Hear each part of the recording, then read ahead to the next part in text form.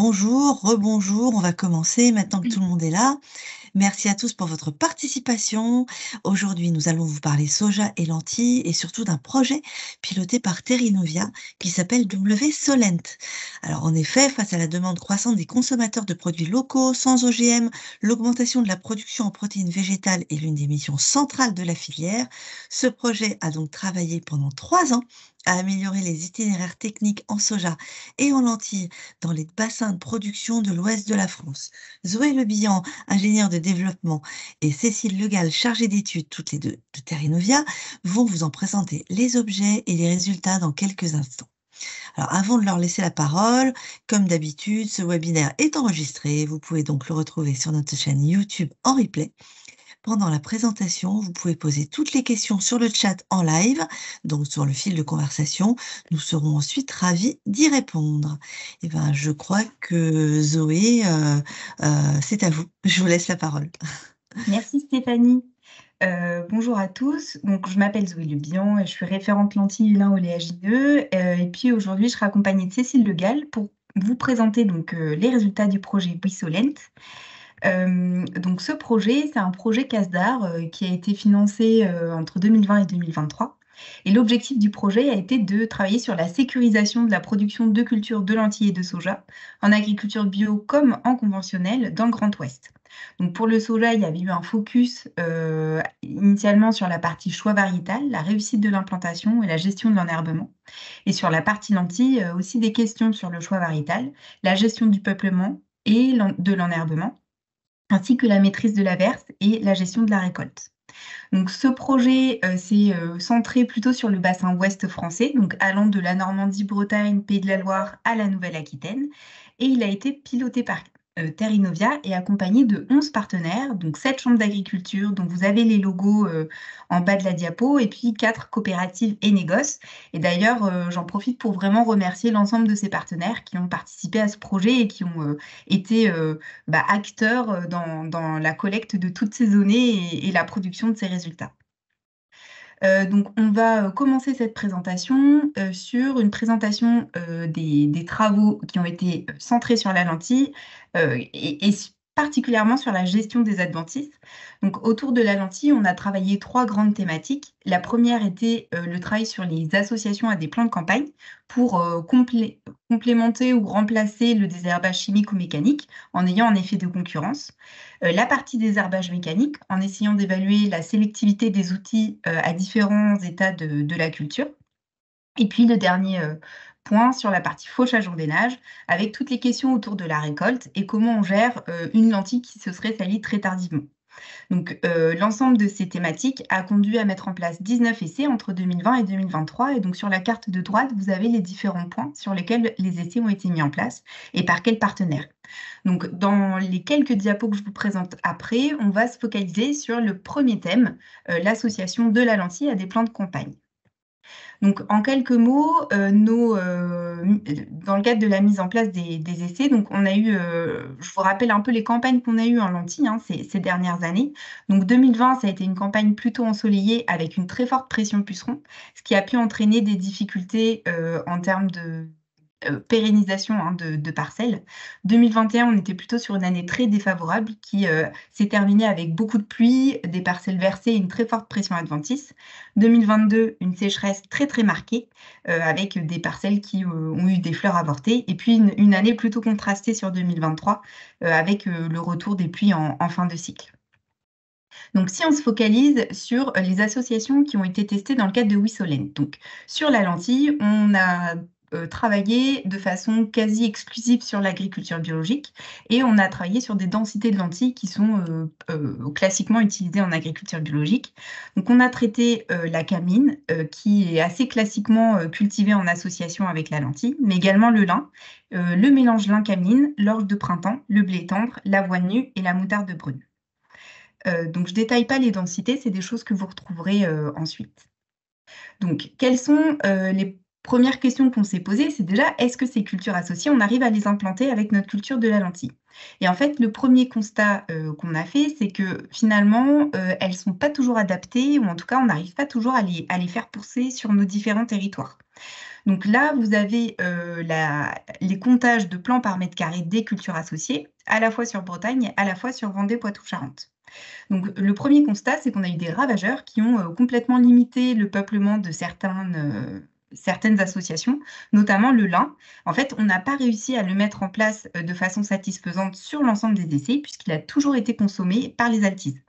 Et puis des fois, on se rend compte que les densités ne sont pas adaptées au terroir. Par exemple, la cameline, c'est toujours moins bien développé en Bretagne, probablement du fait des conditions environnementales qui sont plus fraîches et qui ont fait elle s'était moins bien développée, contrairement à la moutarde ou aux céréales qui, en Bretagne, pour le coup, se sont très bien développées. Donc voilà, c'est vraiment ces questions-là qu'on a d'abord regardées. Donc ici, pour illustration, vous avez une moutarde qui a été commencé d'être grignotée par des altides. Donc la deuxième question qu'on s'est posée, et qui était un peu la question centrale autour de notre approche sur la lentille, c'est est-ce que les associations arrivent à nous aident à gérer les adventices?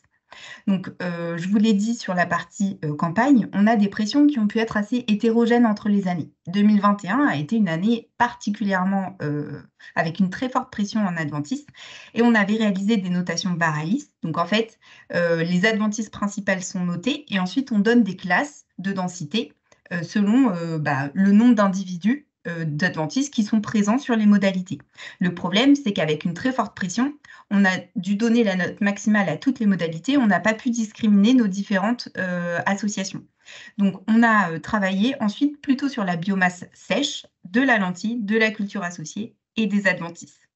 En termes d'adventices retrouvés sur nos différents territoires, là, vous avez un nuage de mots qui indique un petit peu les grandes adventices qui ont été retrouvées. Donc, plus le mot est noté en gros, plus cette adventice a été retrouvée sur les essais. Et donc, on va dire que un peu le podium peut être attribué donc, au kénopode, qui est vraiment une adventice problématique sur la lentille. Également au renoué, et puis au chardon, de même, adventice assez compliqué à gérer sur la lentille, puisque en fait, elle va complètement étouffer la culture. Donc, parmi les différentes modalités qu'on a pu évaluer sur la partie biomasse, qu'est-ce que ça a donné?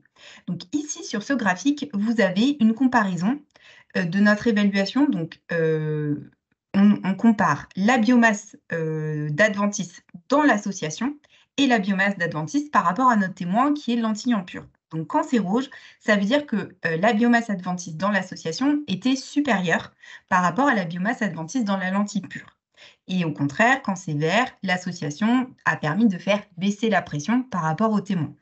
Et donc là, ce qu'on a constaté et qui était une vraie surprise sur ce projet, c'est que finalement, contrairement un petit peu à l'idée reçue que voilà, le fait d'occuper le sol avec la culture associée, on arrive à faire baisser la pression en adventice, on n'a pas trouvé que c'était le cas, à l'exception des deux modalités avoine et orge, où là, effectivement, pour plus de 60% des cas, on arrive à faire baisser nos biomasses d'adventice. Mais par contre, sur les autres modalités, voilà, on a plutôt une tendance inverse. Et donc, c'était un résultat assez étonnant qu'on a obtenu dans le cadre de ces essais. Une autre question qu'on s'était posée, c'était est-ce que ces associations nous permettent de limiter l'averse? La lentille est assez peu ramifiée et en cas de conditions favorables à son développement de biomasse, elle va verser. Donc là, c'est des notations qui ont été réalisées sur les essais bretons, puisque c'est les essais qui ont eu le plus de pluviométrie à des moments sensibles à l'averse et donc qui ont vraiment versé. Et là, on voit que quelle que soit la mise en place de l'association, quelle que soit l'association, on a une notation de verse qui est moins marquée sur la lentille en association. Donc, on arrive à limiter l'averse dès qu'on met une culture associée avec la lentille. Et c'est particulièrement le cas pour les modalités avoine, orge et puis la cameline à 2 kg. Et enfin, la dernière approche qu'on a eue, ça a été de se questionner sur le rendement, évidemment. Donc, je vous ai mis un gros attention. Donc, 2021-2022, c'est des années où on a eu des rendements quand même assez bas sur la lentille. Et donc, on a des écarts. Enfin, ces faibles rendements vont avoir tendance à augmenter les écarts qu'on peut avoir entre les modalités. Donc, les écarts sont énormes, mais voilà, sur des essais où des fois on a eu des moyennes où on était autour de 8 quintaux, voire un peu moins, bon, c'est normal qu'on ait des choses qui décrochent beaucoup. Donc, ici, vous avez représenté pour les différentes modalités les écarts de rendement par rapport à notre témoin, donc toujours la lentille pure, que ce soit, donc on a séparé de nouveau Nord, Nouvelle-Aquitaine ou Bretagne.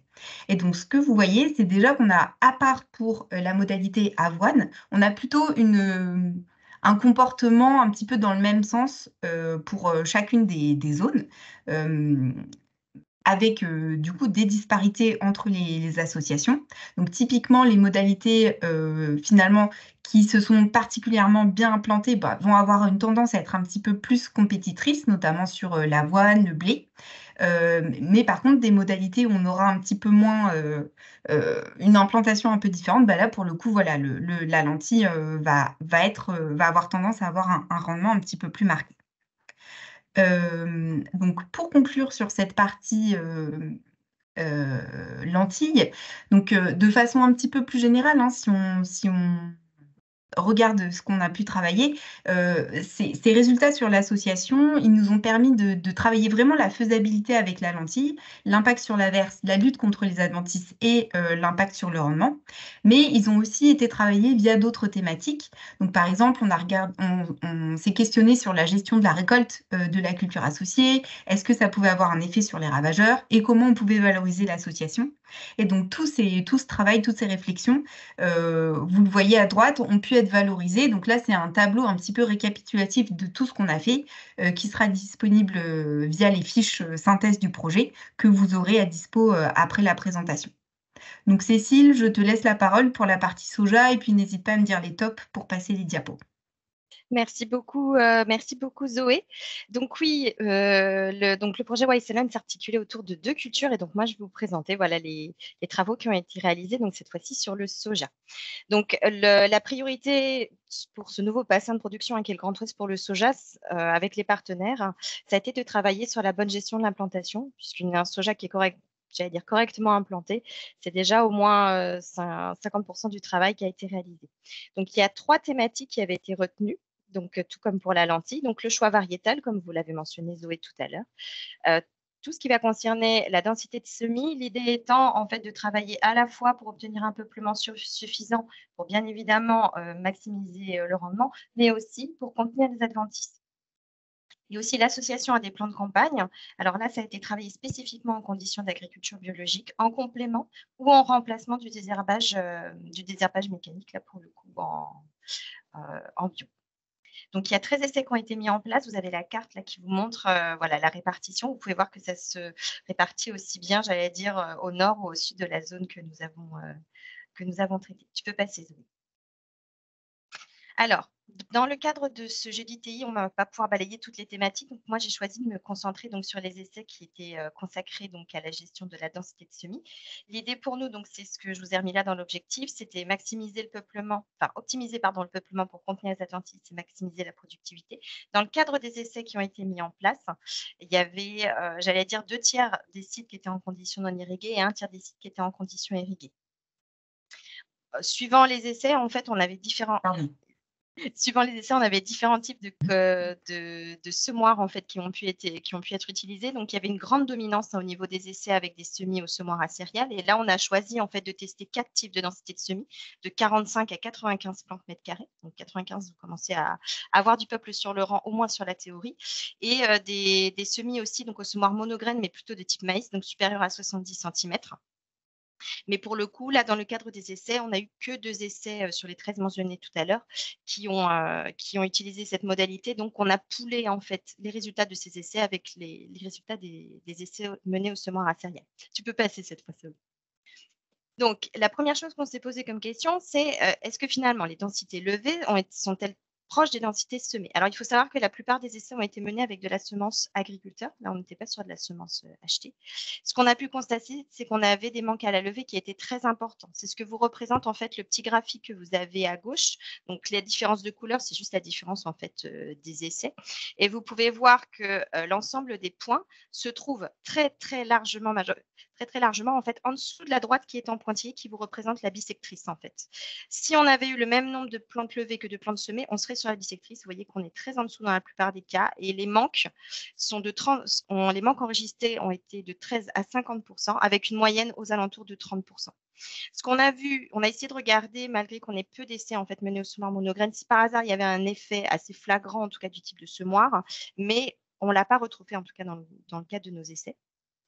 Ce qui fait que finalement, par rapport aux densités qu'on avait choisies, qui étaient de 45 à 95 plantes mètres carrés, les densités qu'on a réellement obtenues ont été situées entre 20 et 60 plantes mètres carrés, ce qui fait que dans la suite de la présentation, on se focalisera sur cette gamme-là. Tu peux passer, Zoé. Alors, une question qu'on s'est posée, c'est finalement si on augmente le peuplement, est-ce que ça va pouvoir améliorer ou au contraire avoir un impact négatif sur la récoltabilité du soja? La récoltabilité du soja va être conditionnée par plusieurs choses.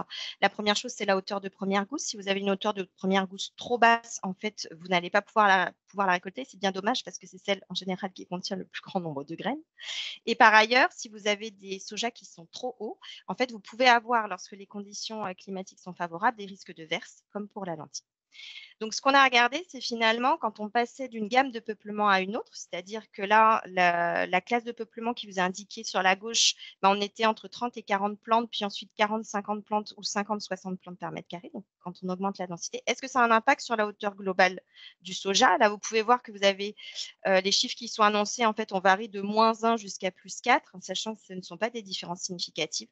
C'est les petites lettres qui vous sont indiquées entre parenthèses. Donc, on considère qu'on n'avait pas, finalement, en augmentant la densité de peuplement, on n'augmentait pas la hauteur du soja, donc on n'augmentait pas le risque de verse. On a regardé aussi le gain de hauteur qu'on pouvait espérer sur la hauteur de première gousse. Alors, ce que l'on peut voir, c'est qu'en fait, qu'en dehors de la classe 50 à 60 plantes mètres carrés, par rapport à une densité de 20 plantes mètres carrés, ben, finalement, on n'arrive pas beaucoup à gagner sur ce trait-là. En dehors, voilà, de si on arrive à passer à la gamme de peuplement de 50-60 plantes mètres carrés, où là, on pourrait gagner entre 1 et 1,5, j'allais dire, centimètres. Mais encore une fois, la différence n'est pas significative. Tu peux passer, Zoé. On a regardé bien évidemment l'effet final qu'avaient ces différences de peuplement donc, sur le rendement du soja. Donc là, c'est ce qui vous est illustré dans le petit tableau qui vous est proposé à gauche. Donc là où c'est pareil, tout à gauche du tableau, vous avez la classe de peuplement qu'on a regardé, donc 20-30 plantes jusqu'à 50-60 plantes mètres carrés. Et finalement, le gain de rendement qu'on a obtenu par rapport, j'allais dire, à la classe de peuplement minimale qu'on avait dans les essais qui était de 20 plantes mètres carrés. Et ce que l'on peut voir, c'est que finalement, par rapport à une densité levée inférieure à 20 plantes mètres carrés, on va avoir un impact significatif sur le rendement lorsqu'on va pouvoir réussir à passer en fait à la gamme de peuplement de 30 à 40 plantes mètres carrés. Donc, on gagne en tendance 44% de rendement et là, on a bien un effet significatif. Au-delà, en passant à 40-50 et jusqu'à 50-60 plantes mètres carrés, on va regagner un petit peu en rendement, notamment si on arrive à passer le cap des 40 plantes mètres carrés. Mais là, on n'a plus de différence significative. Donc, j'allais dire, ce que l'on peut voir, c'est que vraiment le seuil à ne pas franchir en termes de peuplement, il ne faut pas descendre en dessous de 30 plantes mètres carrés, puisqu'en dessous, en fait, là, on voit qu'on décroche réellement en rendement. Au-dessus, en fait, ça a été très variable selon les essais. C'est pour ça qu'on n'arrive pas à mettre en évidence de différences significatives, même si on voit bien des tendances.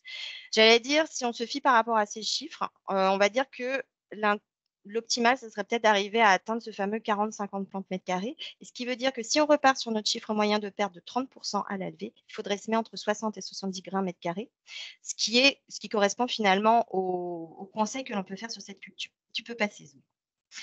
Au-delà du rendement, on a essayé d'évaluer l'intérêt économique qu'il pouvait y avoir à augmenter la densité de semis. Donc ça, c'est ce qui vous est présenté de manière synthétique dans le tableau. On a essayé on a regardé la densité de graines semées, le gain de rendement moyen qui lui était associé, et finalement, ce gain de rendement, est-ce qu'il permettait de couvrir ou non le surcoût en semences? Donc là, on s'est basé en fait sur une hypothèse qu'on achetait les semences. Donc, vous avez un coût de semence qui est indiqué dans les cases bleues. Et on a regardé aussi ce que ça donnait en fonction du prix de vente de la culture. Donc, on se rend compte que pour un prix de vente du soja aux alentours de 40 € la tonne, finalement, on n'a pas grand intérêt à pousser, l'augmentation de la densité du soja au-delà de 55-65 plantes mètres carrés. Si on arrive à vendre plus cher, et notamment là, on s'était mis dans une hypothèse de prix de soja bio, là, on pouvait se permettre d'aller un petit peu plus haut. tu peux passer, Zoé. Donc là, malheureusement, avec Zoé, vu le temps à partir, on n'a pas pu vous présenter en fait l'ensemble des résultats qui ont été acquis sur ce projet. Encore un grand merci aux partenaires qui ont permis de réaliser cette acquisition de référence. Et donc, si vous souhaitez en savoir plus sur les autres thématiques que nous n'avons pas pu aborder, sachez qu'il y a 4 fiches synthétiques de résultats qui ont été réalisées à l'issue de ce projet et qui sont disponibles sur le site de Terinovia, qui couvrent la partie des herbages mécaniques en lentilles, la partie culture associée en lentilles, également en soja, et ensuite les résultats complets dans ce qui va concerner l'implantation du soja. Très bien. Merci beaucoup, Zoé et Cécile. Oui, je viens de mettre le lien dans le fil de la conversation, le lien sur notre site internet où vous pourrez télécharger ces 4 fiches. Est-ce qu'il y a des questions? Alors, je vois une petite question. Un prix de vente du soja. Prix de vente du soja, c'est simplement une précision. Pas de questions pour l'instant. Alors moi, si j'en aurais quelques-unes. Alors déjà, Cécile, sur le soja, vous avez focalisé l'analyse des résultats sur le rendement, mais n'y aurait-il pas aussi un intérêt à pousser la densité pour limiter la pression en adventice? Alors, en effet, c'est ce que j'avais annoncé en introduction. On a travaillé le sujet de la densité de semis en fait, pour voir aussi l'impact que ça pouvait avoir sur la gestion des adventices pour le soja, mais aussi finalement pour les cultures d'après, pour limiter le stock semencier. Ce qui s'est passé, c'est que dans les essais, en fait, on a eu des situations très tranchées, soit des essais qui étaient très propres, soit des essais qui étaient plutôt relativement sales. Et dans le cas en fait, où la pression adventice était forte, on n'a pas vu d'effet de la densité très marqué en fait, sur la densité en adventice, qui a été notée là via des notes Baralis. Donc, on n'a pas pu répondre plus que ça à la question. Et enfin, toujours sur le soja, est-ce qu'il y a des différences de résultats en fonction du recours ou non à l'irrigation? Alors, pour le coup, là encore, sur cette thématique-là, on n'a pas vu de tendances différentes, si ce n'est que les rendements finaux en conditions irriguées étaient en général un petit peu plus élevés. Mais j'allais dire, il ne semblait pas y avoir en tout cas d'interaction irrigation-densité. Parfait. Et enfin, en soja, je ne sais pas si les participants ont vu l'intervention de Vincent Lecomte de Terinovia sur le prix de vente au soja en euros par quintal. Alors, peut-être on peut revenir sur la lentille. Pour l'instant, pas d'autres questions. Sur la lentille, Zoé, est-ce que l'association lentille-lin, elle n'a pas pu être évaluée dans le cadre de ce projet, est-ce qu'elle est mise en pratique par les agriculteurs et si oui, avec quels résultats? Oui, effectivement, en fait, le lin a quasi systématiquement été consommé par les altistes, donc ça n'a pas pu être évalué face aux autres modalités, ce qui était un peu dommage parce que l'idée, c'était aussi de les comparer. Mais oui, l'association lin-lentille est pratiquée avec des résultats intéressants parce que le lin de printemps peut se récolter à peu près en même temps que la lentille, donc on arrive plutôt bien à les cultiver ensemble. Il va avoir un effet quand même aussi tuteur par sa tige assez droite et lignifiée. Mais par contre, voilà, j'ai pas forcément d'éléments sur la partie impact sur le rendement ou impact sur les adventices.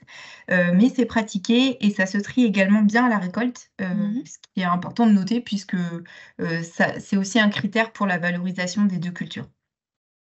Parfait. Merci beaucoup. J'ai une question qui arrive. Avez-vous fait des essais pour limiter les ravageurs, les oiseaux, sur la culture du soja? Cécile? Pas dans le cadre de ce projet. OK. Et enfin, moi, j'avais une dernière question sur la lentille. Nous avons parlé des effets de la culture associée sur la lentille et son développement. Côté commercialisation, est-ce que l'association est toujours valorisée? Oui, ça, c'est une question, vraiment centrale autour du choix de l'association, effectivement. En fait, là, on a vraiment travaillé dans le cadre, essai, donc on s'est autorisé à tester, des associations assez larges. Mais, la question, c'est bien évidemment, qu'est-ce qui va être récolté par l'agriculteur et qu'est-ce qui pourra être valorisé. Et dans la question de la valorisation, en fait, elle va cacher deux sous-questions. La première, c'est est-ce qu'on va pouvoir trier la culture associée. Le tri avec les céréales n'est pas toujours évident, donc faut vraiment se renseigner, savoir si c'est possible de le réaliser en local. Il y a des structures qui le font, d'autres non. Et puis la question du débouché également, puisque cette culture associée, une fois qu'elle va être triée, peut-on la valoriser, peut-on la vendre, peut-on la commercialiser? Mais aussi par rapport à la lentille, puisque la lentille étant une culture sans gluten, l'association avec notamment le blé est pas toujours évident pour commercialiser une lentille certifiée sans gluten. Donc, c'est vraiment des choses à vérifier avec le collecteur pour valider le fait que les deux associations, enfin, que l'association pourra être valorisée. Le cas échéant, des agriculteurs font tout simplement l'essaimage, la lentille étant assez basse. On arrive à avoir un effet tuteur et puis couvrant sur la première partie du cycle, mais sans avoir la partie graine qui peut poser problème après. Parfait. Merci beaucoup à tous. Merci Cécile et Zoé. Je ne vois pas d'autres questions. On espère que ce webinaire vous a intéressé. On vous donne rendez-vous le 15 février pour dévoiler ce qu'il y a derrière Cap Agronomie. N'oubliez pas que vous pouvez retrouver ce webinaire sur notre chaîne YouTube. N'hésitez pas à le liker, à le partager sur vos réseaux. J'ai juste une petite question. Pouvez-vous mettre le lien du webinaire sur le prix du soja? Peut-être que cette personne peut nous envoyer, nous mettre un petit, son adresse mail et on lui répondra avec le lien qu'on n'a pas sous la main. Merci à tous et très bonne après-midi et à très bientôt. Merci.